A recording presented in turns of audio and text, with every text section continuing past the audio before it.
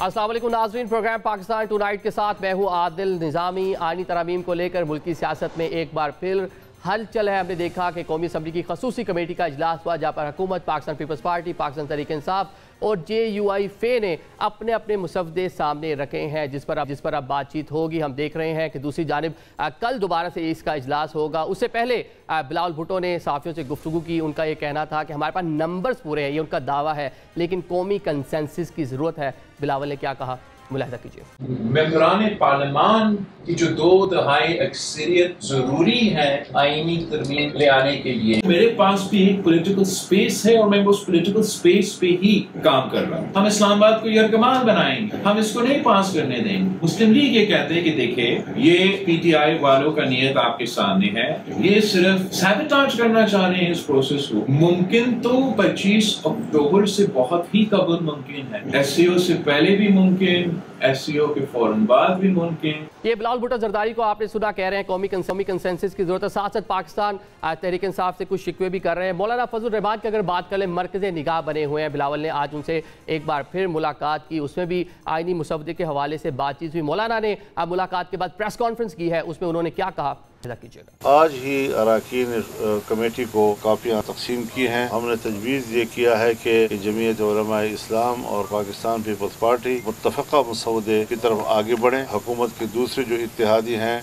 उनको भी उस मसौदे के बारे में एतमाद में लिया जाए और अपोजिशन की दूसरी जमातों को भी हम सब मिलकर एक इत्तिफाक राय की तरफ हम जाना चाहते हैं कि हम एक बहुत ही मुनासिब मसौदे पे इत्तिफाक कर सकते हैं, बशर्ते कि वो हमारे तजावीज़ को कबूल करें। मौलाना को आपने सुना, कह रहे हैं जनाब हुकूमत भी लचक दिखाए, चारों मुसवदे हमारे सामने हैं, इस पर बैठकर डिस्कस हो सकता है, बातचीत हो सकती है, कंसेंसस पैदा करने की ज़रूरत है। हम देख रहे हैं दूसरी जानिब पाकिस्तान तहरीक इंसाफ बैरिस्टर गौहर ने आज ये मुतालबा किया है कि बानी PTI तक रसाई दी जाए ताकि उनसे हम सारे जो मामला हैं इस पर गुफ्तगू कर सकें। दूसरी जानिब हम देख रहे हैं PTM पर पाबंदी, उसके बाद खैबर पख्तूनख्वा की जो सूरत हाल है, वफाक और सूबा एक साथ मिलकर बैठे हैं, मामला को अफवाह व तफहीम से हल करने की कोशिश की जा रही है। मुल्क की इकानमी की सूरत हाल में भी कुछ अच्छी खबरें हमें दिखाई दे रही हैं। आज के प्रोग्राम में इन्हीं इशूज़ पर बात करेंगे। हमारे साथ इस टाइम मौजूद चौधरी साहब, साबिक वफाकी वज़ीर इत्तलात व नशरियात हैं। बहुत शुक्रिया फवाद साहब ज्वाइन करने के लिए। फवाद साहब, 4 जो मुसवदे हैं वो हमने देखा कि पार्लियामेंट की खसूसी कमेटी में पेश कर दिए गए हैं। पाकिस्तान तहरीक इंसाफ को भी लग रहा है कि मतलब ये आईनी तरामीम,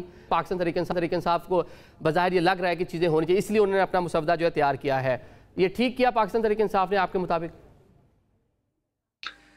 अभी तक तो मुझे नहीं मालूम कि तहरीक इंसाफ ने कोई मसवदा दिया है, लेकिन अगर मसवदा दिया है तो ये तो गद्दारी है पाकिस्तान तहरीक इंसाफ के उन करोड़ों वोटरों के साथ, इमरान खान के साथ, कि जिन्होंने इस पार्लियामेंट को मुंतखब नहीं किया था।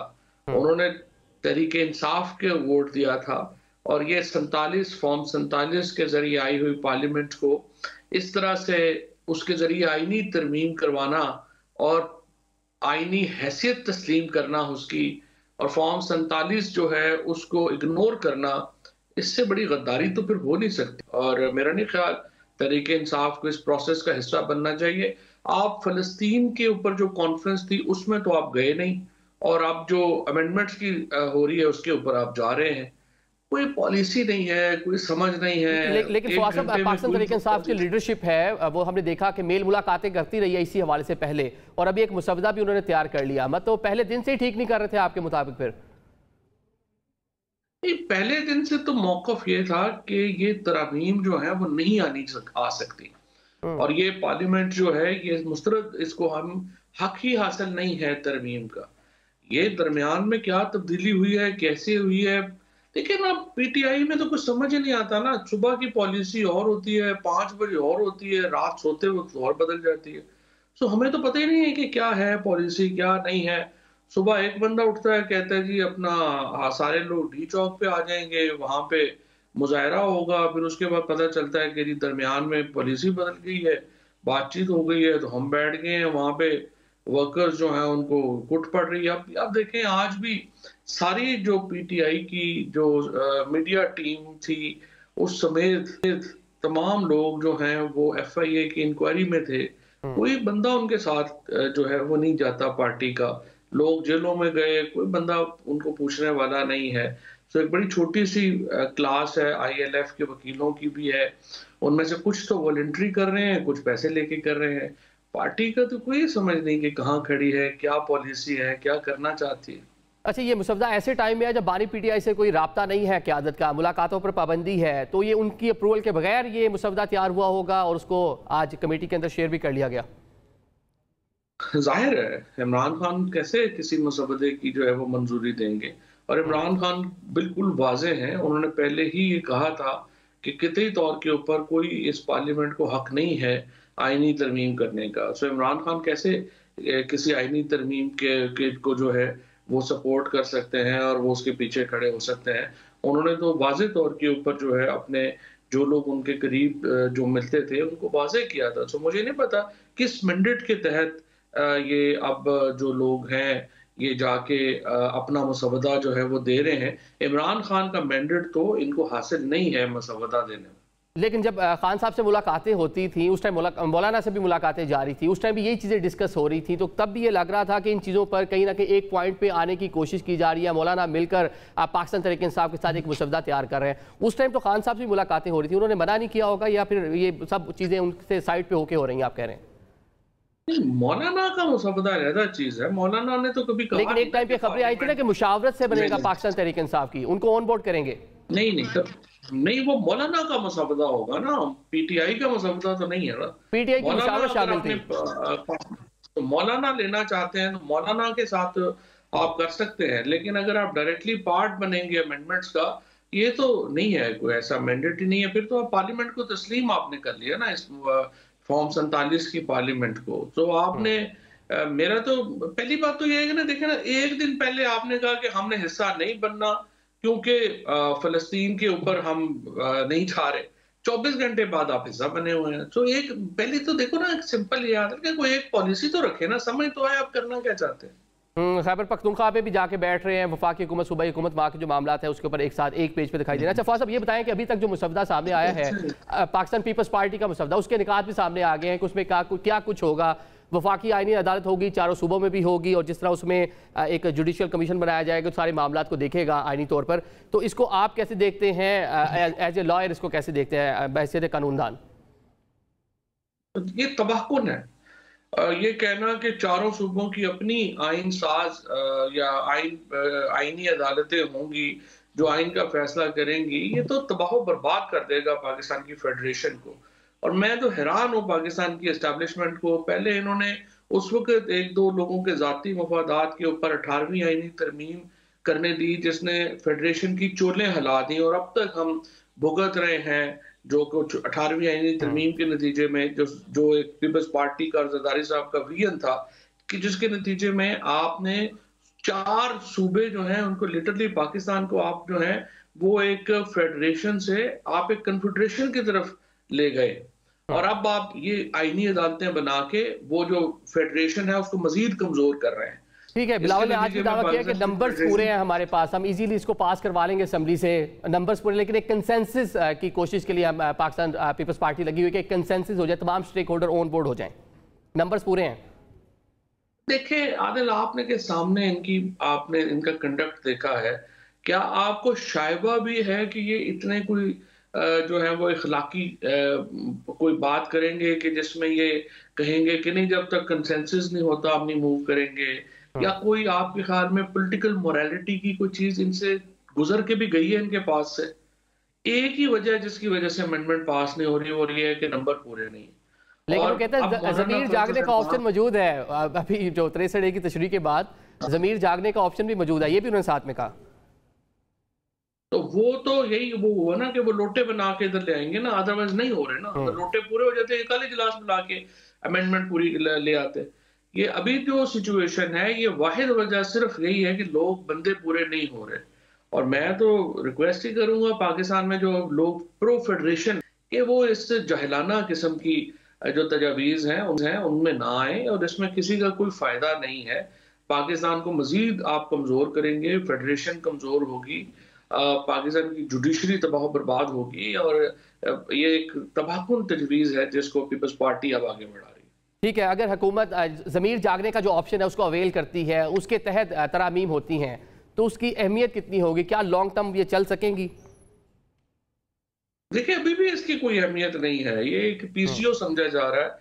जैसे जनरल मुशर्रफ पीसीओ लेके आए थे और इफ्तिखार चौधरी को फारिग किया था, इस आईनी तरमीम की भी उससे ज्यादा कोई हैसियत नहीं होगी। और आप देखेंगे कि ये जो अमेंडमेंट है, it will always be considered a black law, और कभी भी इसको जो है वो कोई पजीराई जो है वो नहीं मिलेगी। इसीलिए इसमें सवाए इसके कि पाकिस्तान के अंदर इंतशार मजीद बढ़े, पाकिस्तान के अंदर इदारे मजीद कमजोर हों, और कोई इसमें फायदा नहीं। चले ये बता दें कि 25 अक्टूबर के बाद चीफ जस्टिस पाकिस्तान को कहाँ देख रहे हैं? मौजूदा जो चीफ जस्टिस पाकिस्तान है उनका देख रहे हैं, फुल कोर्ट रेफरेंस हो रहा है, फेयरवेल जा रहे हैं? नहीं, जाना तो इम्पोर्टेंट नहीं है ना, सुप्रीम कोर्ट को तो वो जा ही रहे हैं, but the issue is the reappointment. अगर ही वो तो बिल्कुल ही उन्होंने हद क्रॉस की है, लोगों को जबरदस्ती डिस्क्वालीफाई करा के, जिस तरह उन्होंने नून लीग को सीटें दी, फिर वो 63A का फैसला जिस तरह से उन्होंने रिवर्स किया, तो उन्होंने तो देखे हर कोशिश वो कर रहे हैं कि किसी तरीके से मुझे 3 साल मिल जाए। पूरा पाकिस्तान इस वक्त एक्सटेंशनों में फंसा हुआ है, वो हर एक को जो आ जाता है उसके जाने का दिल ही नहीं करता, और एक्सटेंशनें ले बैठी हैं पाकिस्तान को। और ये भी एक ऐसी ही एक्सटेंशन है, काजी फायज ईसा, जिसके ऊपर मर रहे हैं और तबाह बर्बाद कर रही है पाकिस्तान। लेकिन ये एक्सटेंशन तो नहीं, ये तो नई तैनाती होगी ना, एक नए कोर्ट में एक नया कोर्ट जो है तश्कील पाएगा आइन में तरमीम करके। तो क्या फर्क है उसमें? और ये आपने कुछ दिन पहले एक और भी बात की, खबर दी थी कि 8 सुप्रीम कोर्ट के जजेस और 11 हाई कोर्ट के जजेस जो हैं वो मुस्ताफी हो सकते हैं। अभी भी ये सूरत हाल मौजूद है? नहीं, 100% हो गया। मैं तो अभी भी हैरान हूँ जजों के ऊपर कि वो कोई अभी तक उनको जो है उन्होंने कोई अपनी फुल कोर्ट नहीं की है। वो कहते हैं, जज भी चाहते हैं कि सारे उनकी लड़ाइयां दूसरे लड़ लें और वो सिर्फ जो है अपनी नौकरी बचा सके। देखिए, जजेस को भी तो अपनी राइट्स के लिए लड़ना चाहिए, हर सिटीजन को लड़ना चाहिए, बशमूल जजों के। जिस तरह से उनका चीफ जस्टिस जो है वो बिल्कुल ही उसने आइन और कानून को त्याग के एक गैर आईनी कामों के ऊपर लगा हुआ है, और जज सारे खामोश बैठे हुए हैं। ये भी सुप्रीम कोर्ट में जस्टिस मंजूर अली शाह साहब हो गए, अतर मिनल्ला, मुनीब अख्तर, बाकी लोग हो गए, अच्छा नहीं जा रहा, उनकी कमजोर लग रहे हैं, और लग रहा है कि उनकी कोई, वो भी सारे जो है सिर्फ नौकरी करने ही बैठे हुए हैं। और हमें पता है कि वो ऑनरेबल लोग हैं, लेकिन जिस तरीके से वो बिहेव कर रहे हैं और जिस कमजोरी का मुजाहरा कर रहे हैं, जाहिर है कि उसके नतीजे में उनकी जो साख है उसके ऊपर सवालिया निशान आ रहे हैं। अच्छा, जो आने वाले चीफ जस्टिस है मंसूर अली शाह साहब, आने से पहले उनके बारे में तहफ़्फ़ुज़ात का इज़हार किया जा रहा है। बिलावल भुट्टो भी इस पर बात कर रहे हैं, कह रहे हैं कि जजेस को शायद उस तरह से कंट्रोल ना कर पाएं, तो आने से पहले नहीं कॉन्ट्रोवर्शियल हो गए वो? बिलावल भुट्टो को पता ही नहीं है कि जुडिशरी क्या होती है, आइन के तहत सेपरेशन का प्रिंसिपल क्या है, डिकोटोमी ऑफ पावर्स क्या है। ये सारे बुनियादी जो असूल हैं जिन पे मॉडर्न कॉन्स्टिट्यूशन खड़े होते हैं, बिलावल भुट्टो ने जिंदगी में पढ़ा ही नहीं हुआ, ना उन्होंने कभी सीखा हुआ। लिहाजा उनका ख्याल है कि चीफ जस्टिस जो है वो कोई जर्नल होता है जिसने अपनी यूनिट को कंट्रोल करना है। बट फैक्ट इज कि आप जुडिशरी का कॉन्सेप्ट तो is the first among the equals है, और सारे जजेस जो हैं वो बराबर होते हैं। चीफ जस्टिस का कोई काम ही नहीं है कि वो जजों को कंट्रोल करे, और ये जो कंट्रोल फ्रीक बनने की ही एक प्रॉब्लम है, जिसकी वजह से, जिस तरह से इनके हमदर्द तजिया निगार कह रहे हैं कि जी वो कॉन्स्टिट्यूशनल कोर्ट में भी फायदा तो कोई नहीं होगा, चीफ जस्टिस और सीनियर जज बैठेंगे तो आप अपनी मर्जी के जज कैसे लाएं। असल फॉर्मूला ये है, तो सारी दौड़ है वो ये है कि आप जाती मुलाजमों को आप जुडिशरी में कैसे इंडक्ट करें, और फिर उनसे वैसे ही फैसले लें जैसे वो पुलिस और FIA को बना दिया इन्होंने, जिसका बेड़ा गर्क कर दिया। अब इस्लामाबाद पुलिस क्या रह गई है, लाहौर पुलिस क्या रह गई है। इस तरह के इदारे बनाना चाहते हैं। They want to bring supreme court down to the level of Islamabad और लाहौर पुलिस।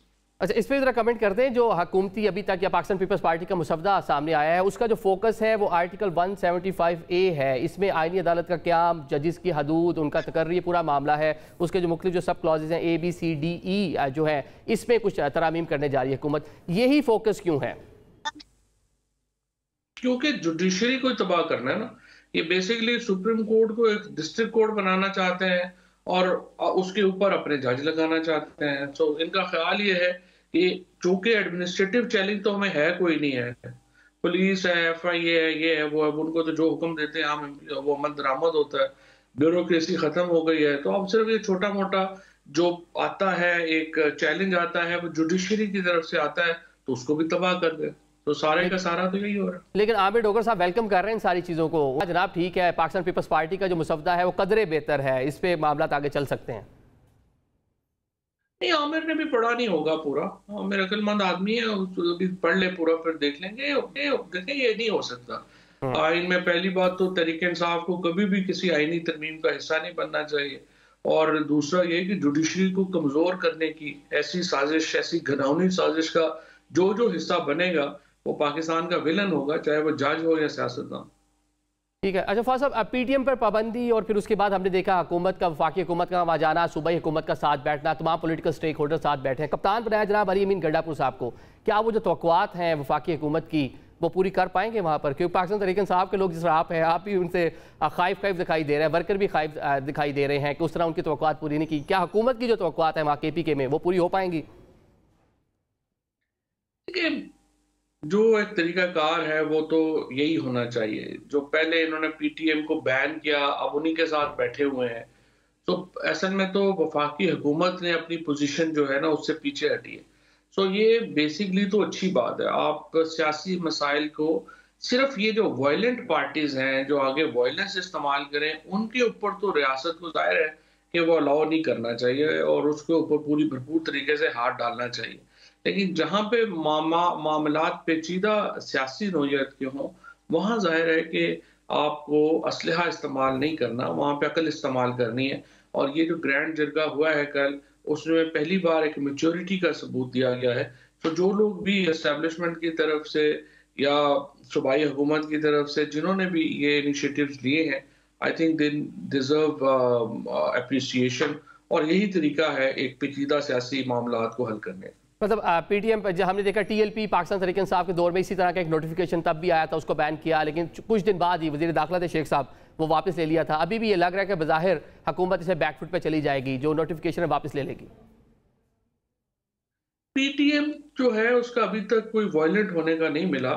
TLP वाले ने तो कराची में और इधर जो है वो पुलिस वालों को शहीद किया था, उन्होंने वायलेंस किया था, फिर उनके तो सारा एक कॉन्सेप्ट ही वायलेंस के ऊपर मबनी है। और अनफॉर्चुनेट है कि आप रियासत हर ताकतवर के, मतलब जिस तरह से उन्होंने फायज ईसा साहब के आके यहाँ पे सर की कीमत लगाई आपके सामने है। तो जो भी जमात जिसकी फिलॉसफी वायलेंस के ऊपर हो, उसके साथ रियासत का ट्रीटमेंट और होना है। और जो पॉलिटिक्स के ऊपर जो अपना यकीन रखते हैं, उनके साथ आपका ट्रीटमेंट और लेकिन जो पॉलिटिकल पार्टी वायलेंस करे, जिस तरह हुकूमत खदशात का इजहार करती है पाकिस्तान तहरीक इंसाफ पर, 9 मई और दीगर जो मौके पाकिस्तान तहरीक इंसाफ पे डाले जाते हैं कि वायलेंस की थी पाकिस्तान तहरीक इंसाफ, इसीलिए बैन करने का भी इरादा रखते थे, फिर वो भी वहां से बैकफुट पे चले गए। देखो ना, एक तो सिंपल रेटरिक है ना, एक पॉलिटिकल रेटरिक है, वो तो आपको भी नजर आता है, हमें भी बेईमानी जहां पे हो वहां पे पता चल ही जाती है ना, वो तो नहीं है। लेकिन जहां पे सीरियस जो है वो वायलेंट है तंजीमें जिन्होंने अपनी फोर्सेस बनाई हुई हैं, लोगों को वायलेंस पे उकसाती हैं वर्ल्ड वाइड। अब तो कुछ हमारे जो लोग हैं उनके ऊपर तो वर्ल्ड वाइड जजमेंट्स आ चुकी हैं ना, तो उनको ऐसे कंपैरिजन, नॉन सीरियस कंपैरिजन तो नहीं करने चाहिए कि पीटीआई से मिलवा दें या किसी सियासी जमात से मिलवा दें। चले आखिर में ये बता दें कि 25 अक्टूबर से पहले वफाकी हुकूमत आईनी तरामीम कराने में कामयाब हो जाएगी, आपको क्या लगता है? मेरा नहीं ख्याल। पहले बात मेरा ख्याल है कि एस्टेब्लिशमेंट तो इतनी कीन अब नहीं है इन अमेंडमेंट्स पर, और दूसरा ये है कि नंबर पूरे नहीं है, और एस्टेब्लिशमेंट अगर बहुत जोर नहीं लगाती तो नंबर पूरे नहीं होते। क्योंकि देखिए ना, नंबर तो आपने तभी पूरे करने हैं, लोगों को उठाना है, मारना है, हाथ मरोड़ना है, बच्चों को उठाने हैं, उसके अलावा तो नंबर नहीं पूरे हो सकते। कोई MNA सेनेटर कौन जा रहा है? कोई भी नहीं जा रहा। हर एक को पता है इन्होंने इस तरह से अमेंडमेंट करानी है, फिर उस अमेंडमेंट की जो हैसियत होगी वो भी आपके सामने है। तो मुझे यही लगता है कि और जो ये डिले कर रहे हैं और जब तक करते आ रहे हैं, उसमें यही है कि ये वाजे है कि ये तैयार नहीं है अभी। मतलब फ्लोर क्रॉसिंग की ऑप्शन सवाल करने के बावजूद मौलाना की इंपॉर्टेंस इंटैक्ट है, वहीं खड़ी हुई है, कलीदी किरदार है उनका अभी भी। मौलाना के बगैर तरमीम नहीं हो सकती, ये बात तो तय है। अच्छा। और मौलाना फजल रहमान अगर अपनी बातों पे खड़े रहे तो ये आईनी तरमीम जो है नहीं हो सकती। ठीक है, मतलब नेशनल असेंबली में 7 और सेनेट में भी 5 वोट मजीद दरकार है हुकूमत को, अगर उन्होंने आईनी तरमीम करनी है। बहुत शुक्रिया फवाद जो हमारे साथ मौजूद थे। अभी एक ब्रेक लेते बाद मजीद भी मेहमानों से बात करें।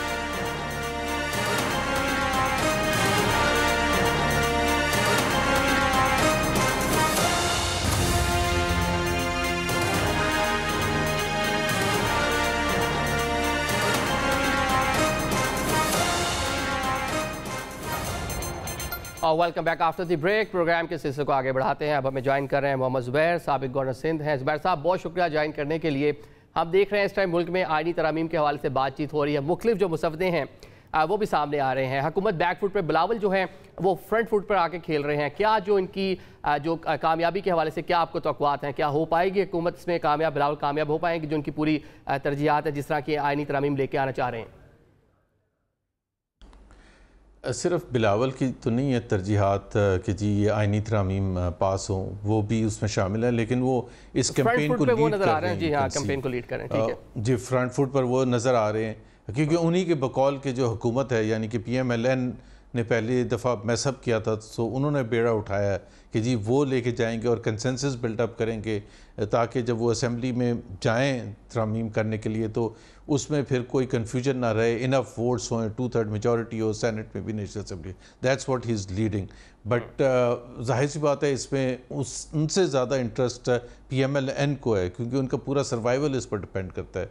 वो हुकूमत में वो काबीना उनकी है, अभी तक तो पीपल्स पार्टी उसका हिस्सा नहीं है। पीपल्स पार्टी सिस्टम का तो हिस्सा है, बड़े इंपॉर्टेंट होते पीपल्स पार्टी के पास हैं, उनके स्टेक्स हैं इस सिस्टम, इस पर्टिकुलर सिस्टम। आप जो कह रहे हैं सर्वाइवल जो है वो हुकूमत का है, हुकूमत का मतलब पाकिस्तान जो मुस्लिम लीग नून है उसका सर्वाइवल, तो पाकिस्तान पीपल्स पार्टी इतना पेश फिर क्यों है? वाई कि वो उनके लिए सारी चीज़ें कर रहे हैं?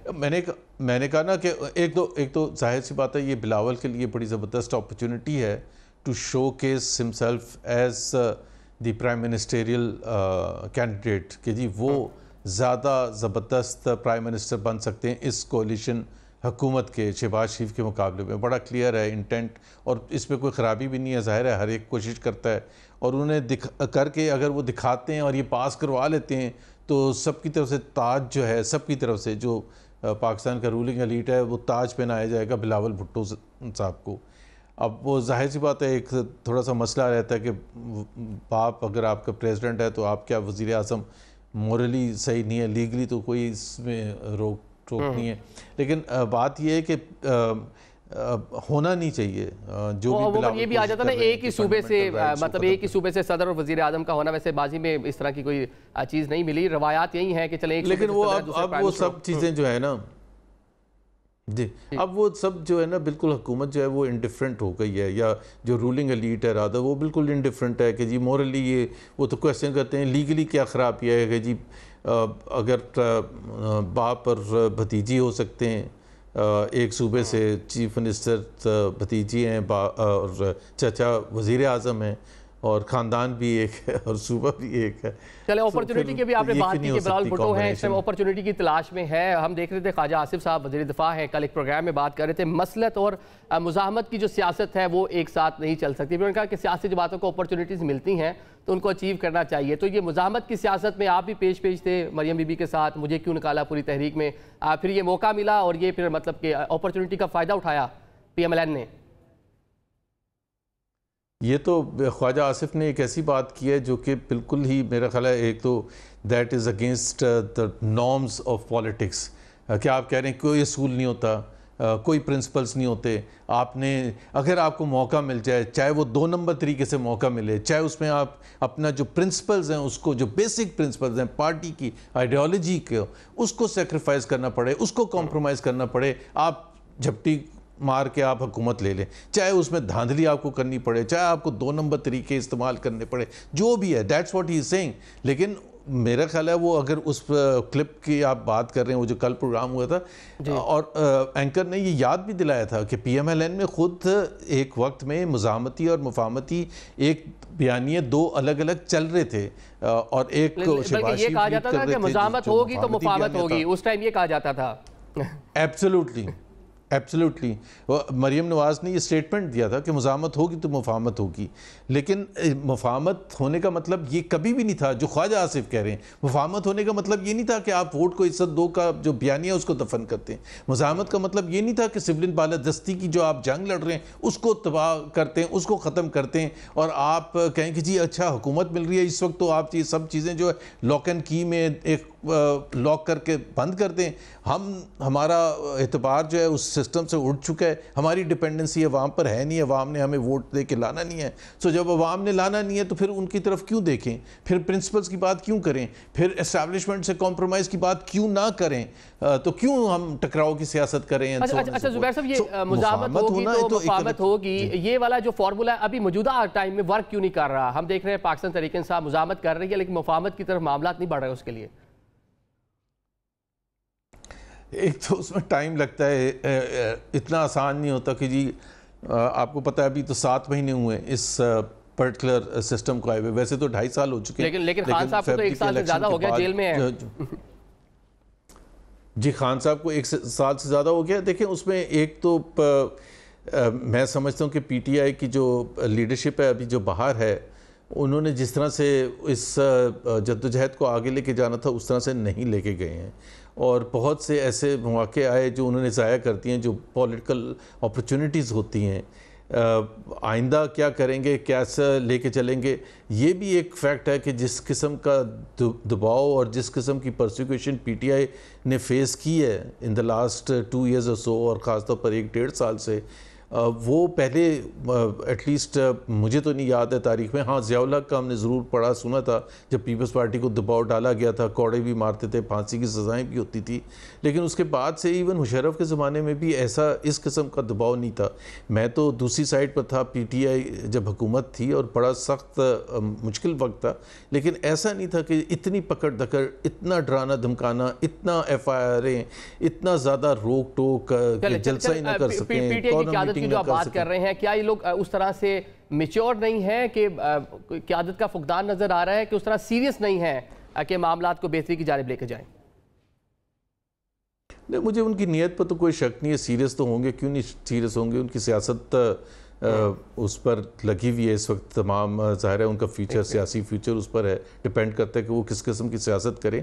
लेकिन मैं समझता हूँ कि एक तो उसमें कुछ लोग ऐसे हैं जो कि अपनी पोजीशंस को बचाने के लिए औरों को आने नहीं। मेरे नज़र में कुछ PTI के ऐसे लोग हैं कि जो पुराने थे PTI के, जिनको वो लेके आए, तो मेरा ख्याल है उससे उनकी इफ़ेक्टिवनेस भी बढ़ेगी।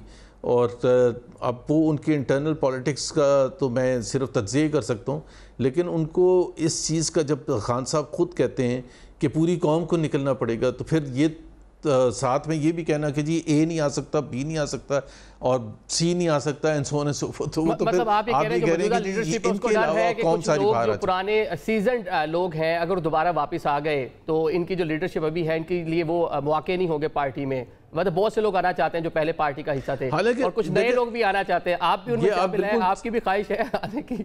माजी में खबरें भी चलती रही आपके बारे में।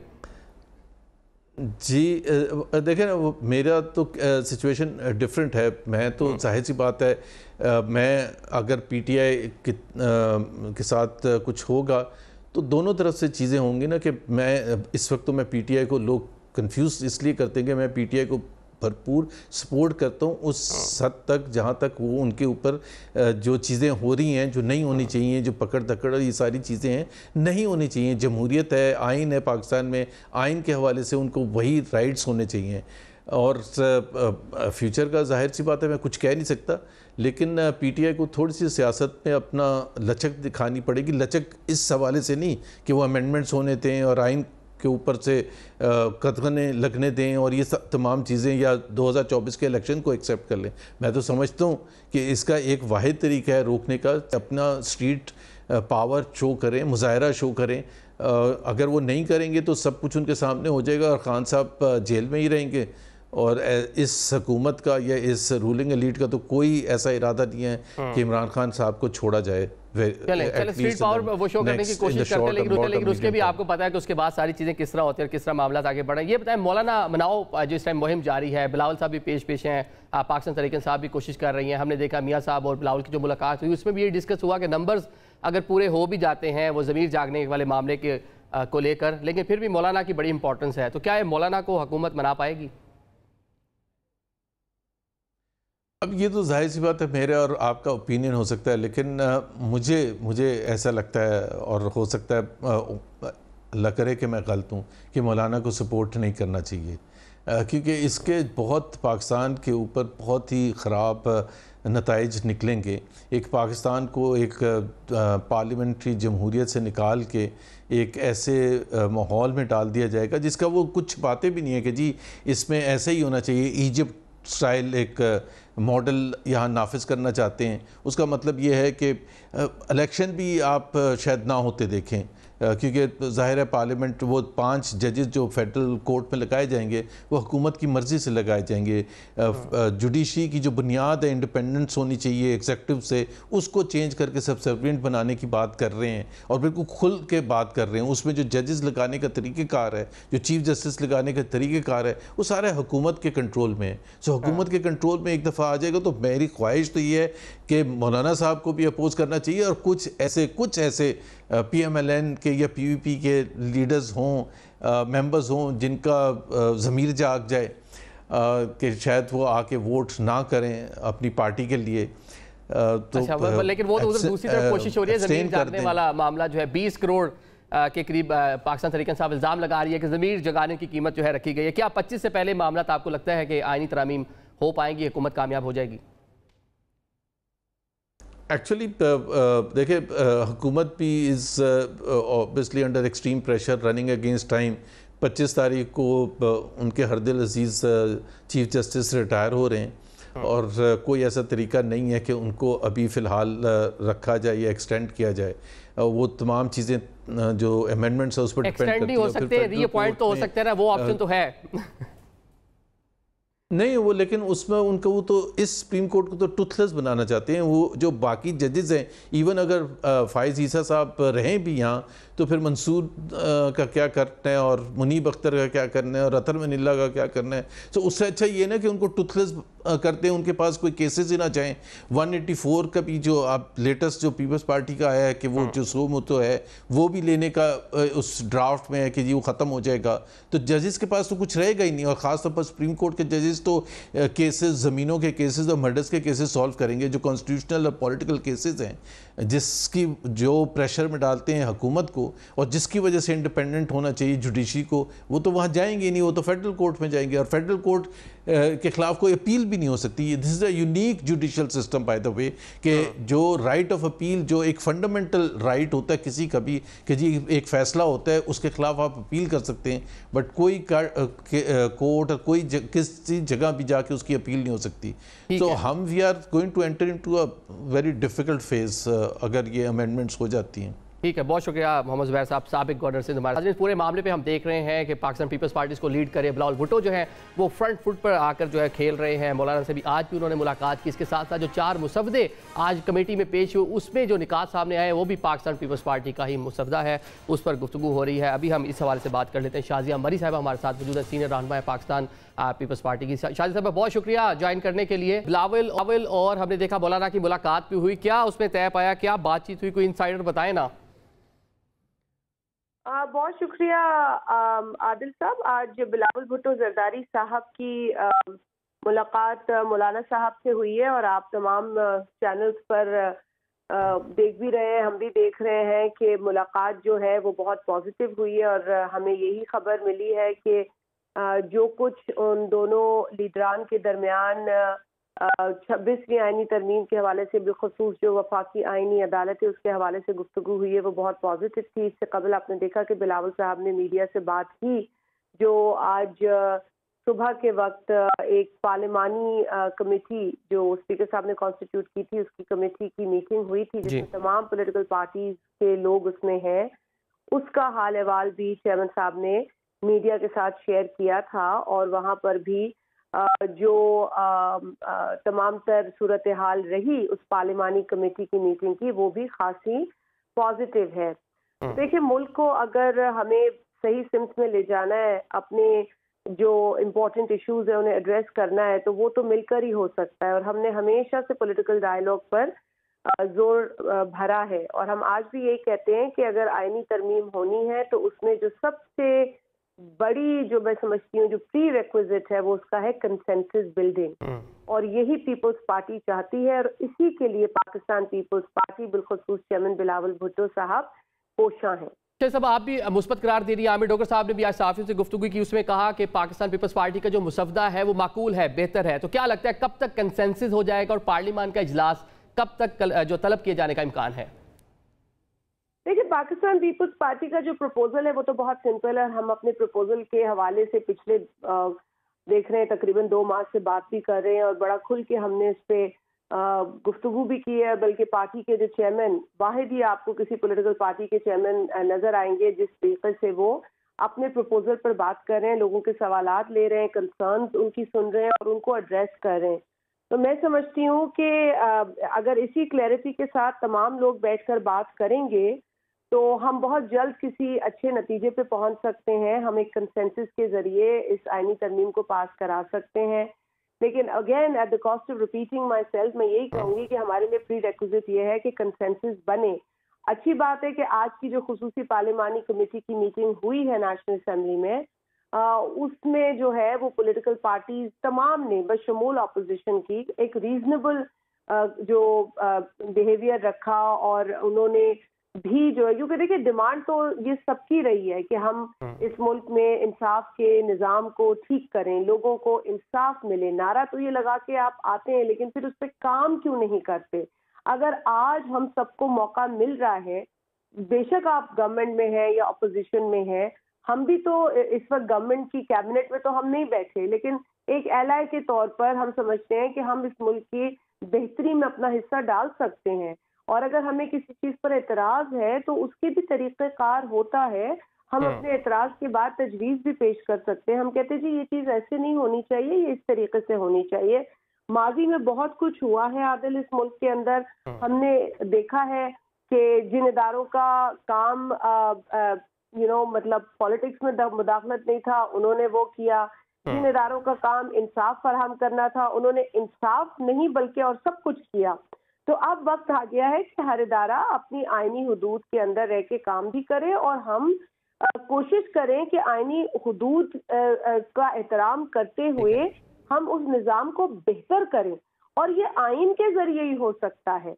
हम आइन में ही तरमीम लाके चीज़ों को बेहतर करना चाहते हैं। ठीक है मौलाना भी आज जो बात की है कि अगर जो हुकूमत है, पाकिस्तान पीपल्स पार्टी है, जो उनके निकात हैं वो भी शामिल कर लें तो इसके ऊपर आगे चलकर बात हो सकती है। लेट्स सपोज अगर कंसेंसस नहीं हो पाता तो फिर नंबर्स पूरे हैं, बिलावल साहब कह रहे हैं नंबर्स पूरे हैं, लेकिन मौलाना को जिस तरह आपने देखा कि मियाँ साहब बिलावल मुलाकात में भी ये बातचीत हुई कि उनको लाजमी ऑन बोर्ड करना है, तो ऑप्शन बी क्या है? नंबर्स पूरे हैं?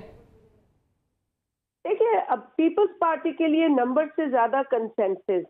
आपने देख लिया है कि हमने पिछली जो इतनी मेहनत कर रहे हैं, हम हर जो शोबाए जिंदगी से ताल्लुक रखने वाले लोग हैं उनको क्यों एतमाद में ले रहे हैं। मतलब अगर हम कहें कि जी नंबर्स है तो सारे मेंबर्स को बस पता हो ना और वोट के लिए पार्लियामेंट्री पार्टीज बुला रहे हैं और वोट हो जाए।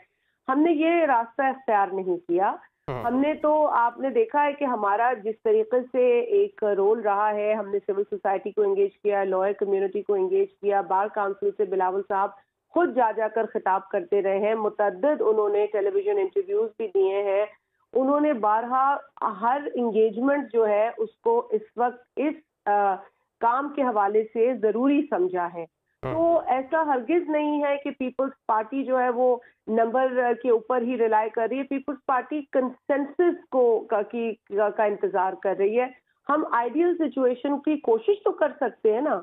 अगर नाउमीदी पहले से हम दिखा दें तो फिर आदिल मेरा ख्याल है फिर इतनी मेहनत की भी जरूरत नहीं है।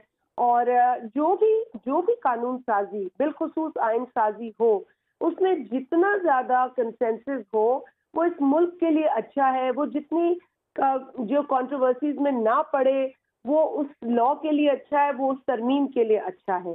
कोई मतलब हुकूमत ने पहले कोशिश की, हमने देखा शेर साहब के उन्होंने कोशिश की उजरत में सारे मामले को लेकर आगे चलने की, लेकिन वहाँ कामयाबी नहीं मिली। अभी पाकिस्तान पीपल्स पार्टी की कोशिश है कंसेंसस हो सके। बहुत शुक्रिया प्रोग्राम में शिरकत के लिए, आपने टाइम दिया, थैंक यू सो मच। अभी हम एक ब्रेक की जारी बढ़ेंगे, ब्रेक के बाद हम बात करेंगे मुल्क की इकॉनमी के हवाले से, उससे पहले एक ब्रेक।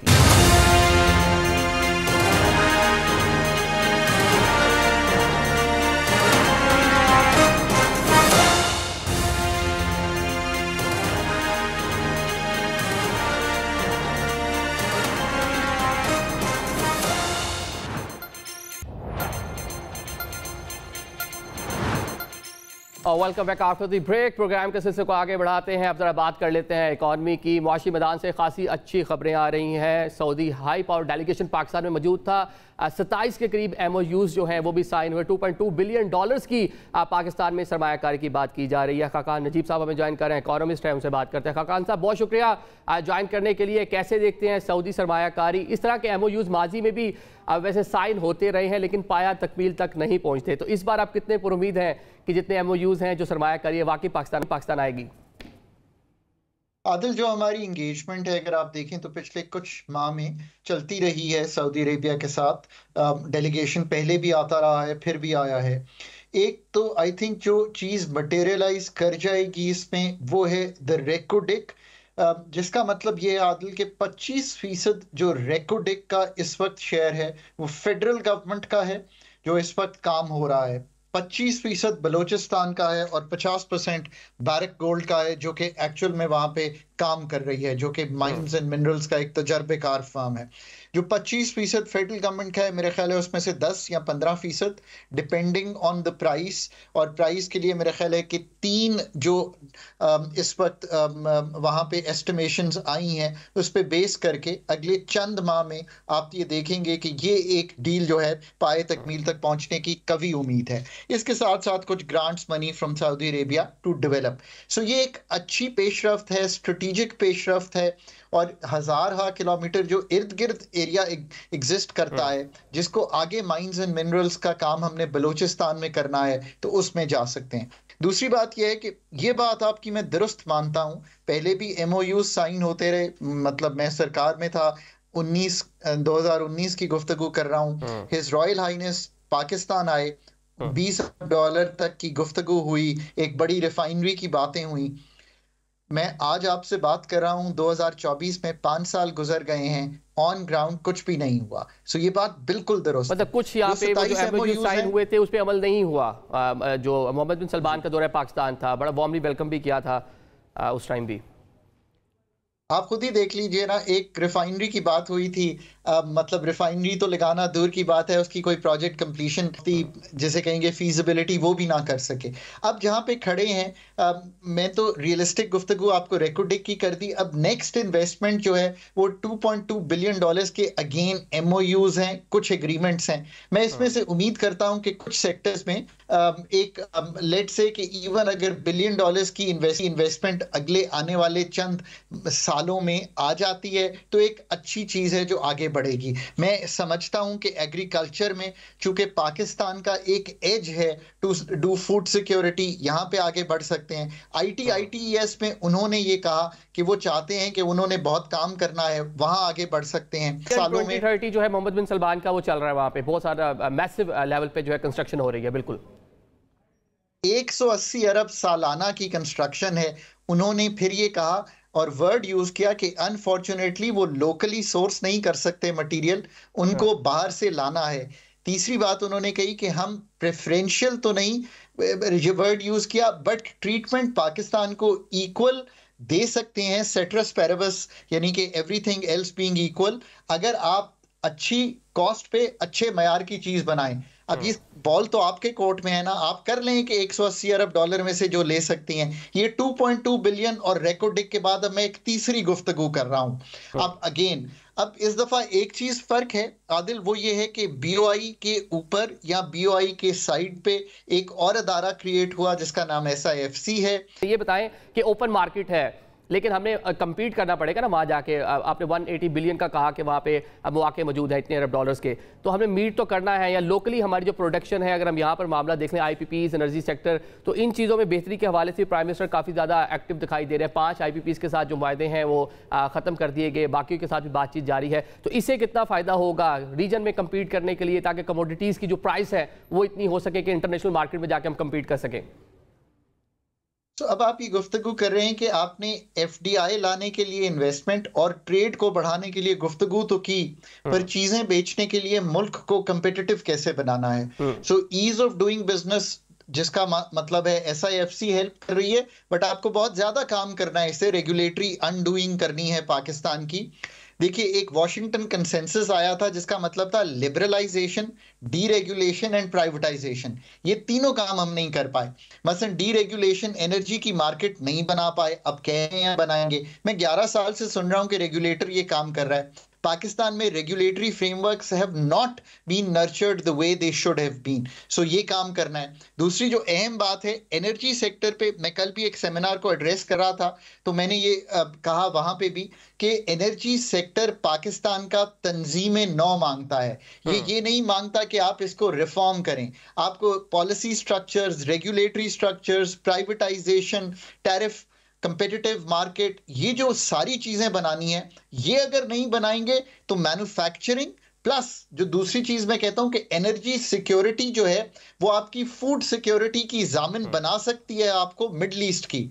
ये मैं सिर्फ सऊदी अरेबिया नहीं कहता, मैं तो कहता हूं UAE, कतर, ये सारा एरिया जो है, इसकी जो फूड सिक्योरिटी है, इसको अगर आपने इंश्योर करना है तो व्हाट यू कैन डू इसके आप ये गुफ्तगू कीजिए कि आपका अपना एग्रीकल्चर की पैदावारी सलाहियत कैसे बेहतर होगी। IPPs का जरा बताएं, जो मुआहदे खत्म हुए हैं, इससे कितना बेनिफिट होगा, और एक जो लोकल आम जो सारिफ है उसको भी कोई जो इसका बेनिफिट और पास ऑन होगा कि अभी उसको दे रहा है, क्योंकि कैपेसिटी पेमेंट की मद में 2000 अरब तो अभी भी देने हैं। मैं आज भी कहता हूं कि IPPs से जो हम निगोशिएशन कर रहे हैं, और ये डेट रीप्रोफाइलिंग की बात मैंने बहुत अरसा पहले अथॉरिटीज के सामने रखी थी और गुजारिश ये की थी कि पाकिस्तान का जो पब्लिक डेट भी है और IPPs का डेट भी है, इसकी रीप्रोफाइलिंग होनी ज़रूरी है। और पाकिस्तान के वो IPPs जो अपने डेट की मुद्दत और अपने 25 साल पूरे कर चुके हैं, इनसे टेक और पे की बजाय टेक एंड पे पे जाना है। अभी टू बी वेरी एग्जैक्ट जो 5 मुआहदे अगर आप इनके साथ देखें तो 72 पैसे जो 34 रुपए का टैरिफ है। So our tariff on the average is 34 rupees. इसमें अभी टैक्सेस वगैरह डालें तो तब ये 50-60 रुपए की बात होती है। ये जो एवरेज 34 रुपए है, इसमें 72 पैसे का फर्क पड़ेगा, यानी कि ये 72 पैसे नीचे आ जाएगा।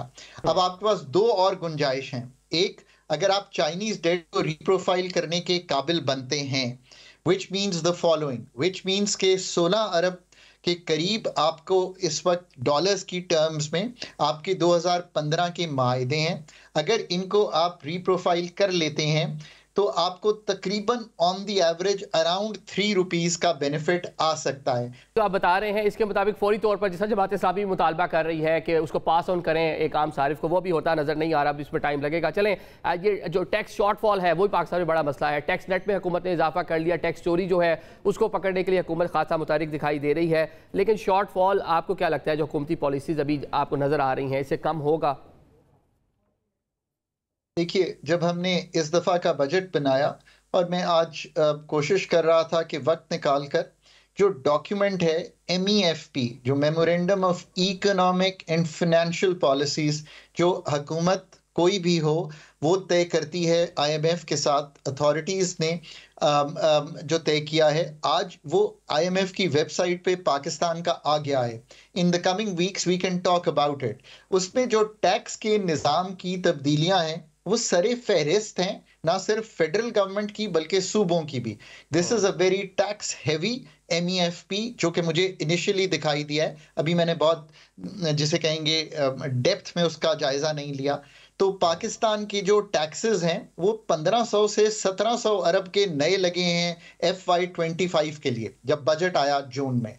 अब इन टैक्सेस का अगर आप मुवाजना करें तो पर्सनल इनकम टैक्स से लेके एग्जेम्पशंस को उड़ाने तक आपने बहुत से काम किए हैं। फिर कुछ टैक्स बॉयंसी आएगी, जिसका मतलब है इन्फ्लेशन और जो आपकी जीडीपी ग्रोथ अगर 3% की होती है, 13 ट्रिलियन तो आई थिंक अप हिल लगता है। पहले क्वार्टर का शॉर्टफॉल तकरीबन 90-92 अरब रुपए का है। ठीक है, मतलब कि जो अहदाफ है उसको मीट करने के लिए भी हुकूमत को बहुत कुछ करना बाकी है। खाकान नजीब साहब, बहुत शुक्रिया टाइम देने के लिए। नाज़रीन, हम देख रहे हैं माशी मैदान से बहुत सी अच्छी खबरें भी आ रही हैं। इसके साथ साथ हम देख रहे हैं कि गैर मुल्की सरमायाकारी भी पाकिस्तान में हो रही है। IPPs के साथ जो मुआहदे हैं उनको भी रिविजिट किया जा रहा है हुकूमत की जानिब से, लेकिन इसके समराज जो है आवाम तक कब पहुँचेंगे, कब तक पहुँचेंगे, ये अभी भी एक सवालिया निशान है। आज के प्रोग्राम से हमें इजाज़त दीजिए। अल्लाह हाफिज़।